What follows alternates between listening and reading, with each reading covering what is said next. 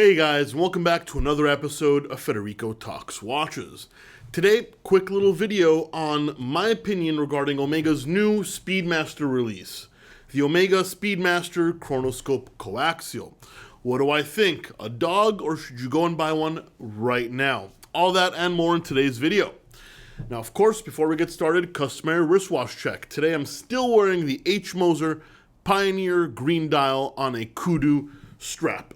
Newest watch to my collection, still going through the honeymoon, but I am waiting for my order to come in on that other watch I mentioned. Should still be a couple of weeks. Also, guys, don't forget to check out delraywatch.com. Just got in a electric blue dial Grand Seiko 60th Anniversary Heritage Edition. Absolutely beautiful, something you don't see every day. An Explorer 1 box and papers, that's the old Explorer 136, not the re-edition. And an Oris mechanical depth gauge, one of the most interesting complications for an Oris price tag.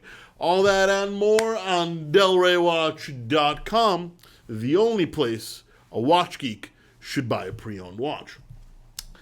So yeah, guys, let's talk about the Omega Speedmaster Chronoscope Coaxial. Quite a mouthful, and this watch is quite an eyeful, good and bad. It's got a tachymeter, telemeter, and pulsometer scale. It's in hand-wound movement based on the unpopular 9900 movement. Not that the 9900 movement is bad, but all those coaxial Speedmasters sell a fraction of the normal Speedmasters because it's a bigger movement. As far as I can tell, they just took off the automatic winding mechanism. So it is a little bit thinner, but the diameter is still big at 43 millimeters. 43 millimeters is solid 1 millimeter over the normal Speedmaster. And it's priced at $8,650, significantly more expensive as well. However, you do get the new movement architecture, you do get the META certification, you do get the coaxial escapement, which is now offered in pretty much every Omega. However, I still think the watch is slightly too big.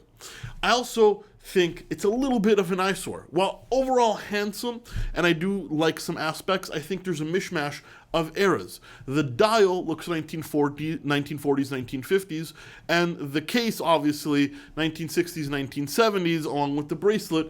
I don't think it's a particularly harmonious design. Will they be popular? Yes, I do think they will be reasonably popular. I also think you get a lot of watch for the $8,650 price tag, but it just doesn't tickle my fancy design-wise. There is no harmony. A watch which has nothing to do with this one, except it kind of does this type of dial very well, is the Ball & Mercier Capeland Flyback, a watch that's discontinued, a watch I don't have in stock, so I'm not trying to push it, but I think with that La Joue Perret movement and a dial very similar to that one, that's one hell of a sports watch that looks like this, which you can have for less than a third of the price tag. And it's probably the only Ball & Mercier that holds value. So I suggest everybody go take a look at it. But yeah, this one doesn't do much for me, even though I will say the quality is definitely there and the price point seems fair. Should you buy one? If you like it, go right ahead. I'm personally going to give this one a skip. Anyway, guys, as I said, quick little video, just my opinion. Give me a thumbs up if you enjoyed it.